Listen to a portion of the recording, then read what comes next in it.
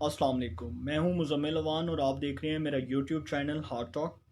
Channel को subscribe करना मत भूलिए, बेल आइकन पे प्रेस कीजिए और चैनल को सब्सक्राइब कीजिए। 2 से 3 दिन पहले इस्लामाबाद के सियासी हलकों में ये ख़बर बड़ी गर्दिश कर रही थी कि वज़ीर आज़म साहब के जो मुआवने ख़ुसूसी हैं, special assistant to prime minister हैं, नदीम अफजल चंद साहब, उन्होंने इस्तीफ़ा दे दिया और वो ख़बर दुरुस्त साबित हुई।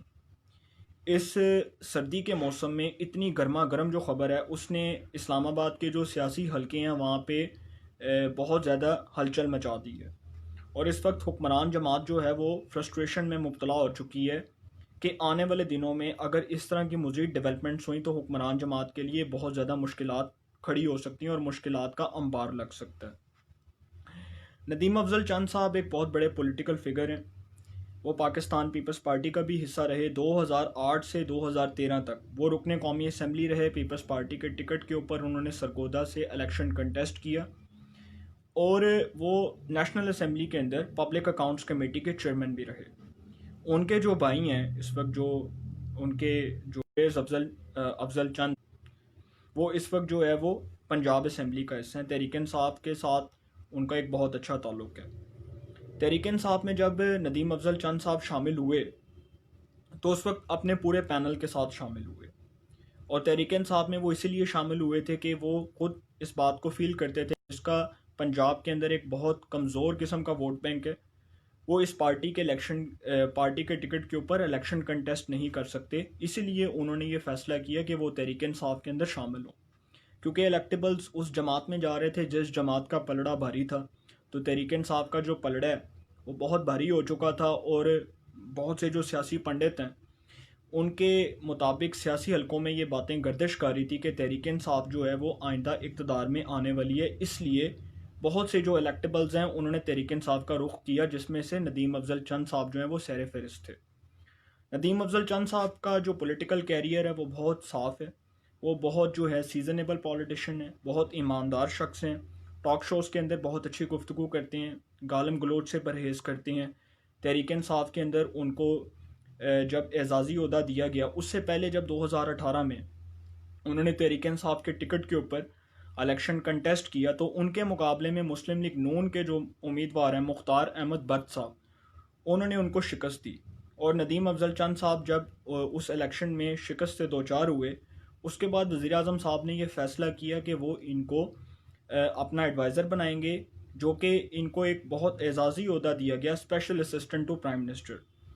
नदीम अफजल चंद साहब ने 2 दिन पहले इस्तीफ़ा दिया और उस रेजिग्नेशन की जो वजह थी, मेन वजह थी, वो ये थी कि वो इस बात को फ़ील कर रहे थे कि सानिया मच के वाक़े के ऊपर जो लवाहकीन हैं, जो इस वक्त धरना दिए हुए हैं, जो इस वक्त शदीद सर्दी के अंदर माइनस टेम्परेचर के अंदर जो बैठे हुए हैं, जो अपने प्यारों की लाशें लेकर एहतजाज कर रहे हैं, उन्होंने वज़ीर आज़म साहब को ये एडवाइस पेश की कि आप सानिया मच के मुतासरीन से मिलने जाएँ, आप उनके साथ बैठ के डायलॉग करें, मुज़ाकरात करें, आप उनके मुतालबात को तस्लीम करें।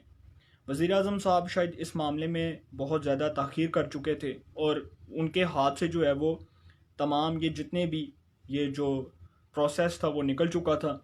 तो फिर उसके बाद वज़ीर आज़म साहब ने जब काबीना के इजलास में परसों ये बात की कि जिसने पार्टी पॉलिसी के ख़िलाफ़ बयान देना है वो पार्टी से जा सकता है, जिसने पार्टी पॉलिसी के ख़िलाफ़ जो है वो इस तरह की हिकमत अमली बनानी है, हम उसको पार्टी में नहीं रखेंगे, पार्टी के बयानिए को हर सूरत डिफेंड किया जाए। नदीम अफजल चंद साहब के बारे में अगर हम बात करें ना, तो ये वो पॉलिटिशियन है जो गलत को सही नहीं कह सकते, जो कभी भी किसी गलत बात को कभी भी इस बात की जो है वो वजाहत नहीं करेंगे कि जी ये गलत नहीं है, ये बिल्कुल ठीक है। वो हमेशा जो है गलत बात को गलत ही कहते हैं।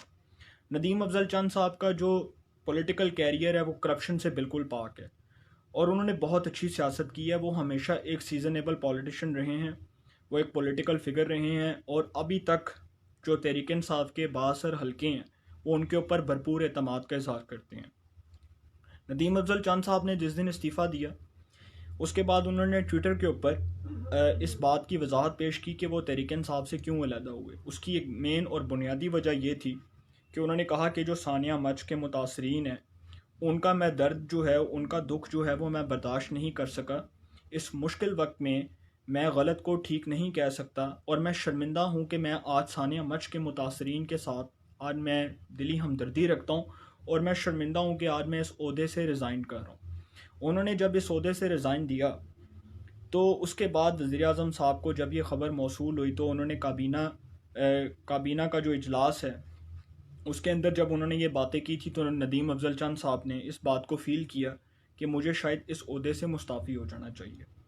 नदीम अफजल चंद साहब जब इस ओहदे से मुस्ताफ़ी हुए तो बहुत से जो सियासी हलके हैं उसके अंदर ये ख़बर भी गर्दिश करना शुरू होगी कि शायद जो वज़रा हैं मज़ीद अरकान असम्बली हैं वो शायद इस्तीफ़ा दें।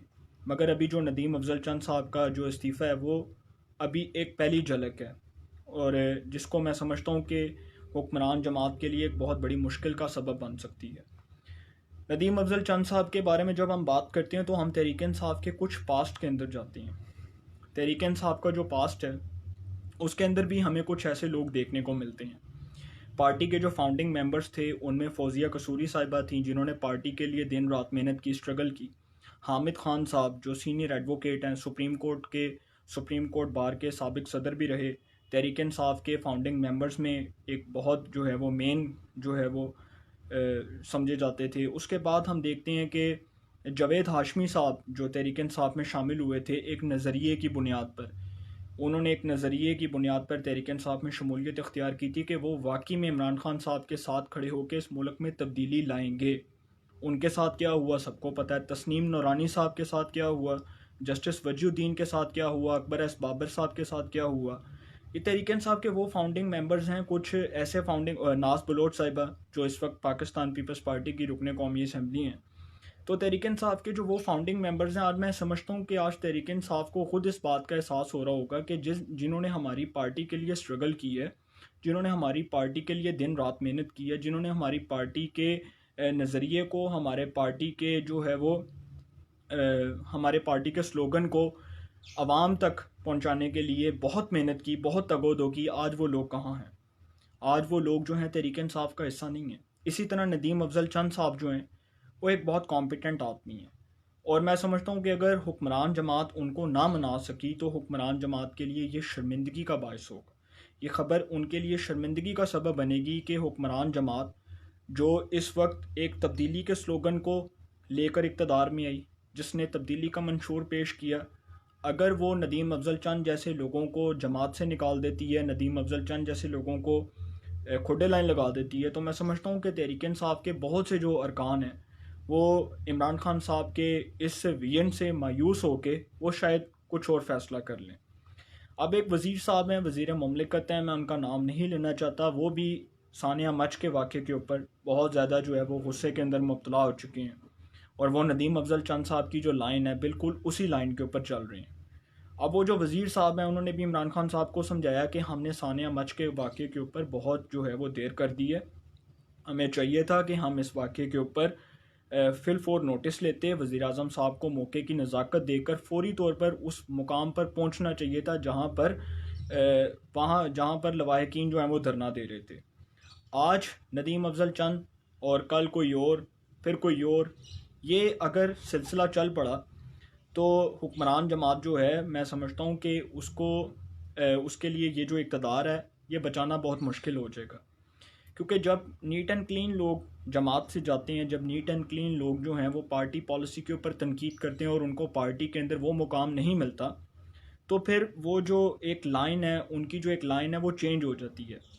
जिस तरह मुस्लिम लीग नून में चौधरी निसार अली खान साहब समझे जाते थे नून लीग का, इसी तरह मैं समझता हूँ कि जमातों के अंदर जब आप किसी को रिस्पेक्ट नहीं देते, जब डिग्निटी के एलिमेंट को आप तार तार कर देते हैं, उसकी इज़्ज़त को ख़त्म कर देते हैं, तो फिर तनकीद बुराए तनकीद जो है वो जन्म लेती है। अब नदीम अफजल चंद साहब ने जो इस्तीफ़ा पेश किया, उसके बाद शहबाज गिल साहब ने जो उनके ऊपर लफ्ज़ी गोलाबारी की, उन्होंने कहा कि जी आपने पार्टी के बयानिए को डिफेंड नहीं किया, मुश्किल वक्त में आपने इमरान खान साहब का साथ छोड़ दिया, जिसके ऊपर नदीम अफजल चंद साहब ने जवाबी हमला करते हुए कहा कि मुझे आपकी तरह गालियाँ नहीं आती। क्योंकि नदीम अफजल चंद साहब जो हैं उनका शहबाज गिल साहब से तो कोई मुकाबला नहीं है, क्योंकि शहबाज गिल साहब कोई पॉलिटिकल फ़िगर तो नहीं है इस पाकिस्तान की, वो तो पहले कभी सियासत में नहीं रहे, वो तो इस हुकूमत में आए हैं। तो मैं हुक्मरान जमात से ये रिक्वेस्ट करना चाहता हूँ कि प्लीज़ आप नदीम अफजल चंद साहब के जो मुतालबात हैं उनको तस्लीम करें, नदीम अफजल चंद साहब के साथ बैठें, जो उन्होंने अपनी तजावीज़ पेश की हैं उसके ऊपर अमल करें, ताकि जो इस तरह के नीट एंड क्लीन लोग हैं उनको पार्टी के अंदर वो मुकाम मिल सके जो वो चाहते हैं। और वो पाकिस्तान पीपल्स पार्टी के अंदर भी यही मुकाम रखते थे जो वो तहरीक इंसाफ के अंदर रखना चाहते हैं। तो इस तरह के लोगों को खुडे लाइन ना लगाएं, इनकी रिस्पेक्ट करें। मैं उम्मीद करता हूँ कि जो तमाम व्यूअर्स हैं वो दुआओं में याद रखेंगे। अल्लाह ताला हम सबका हामी नासिर हो। अल्लाह ताला इस मुल्क पाकिस्तान पर अपना ख़ास करम फरमाए।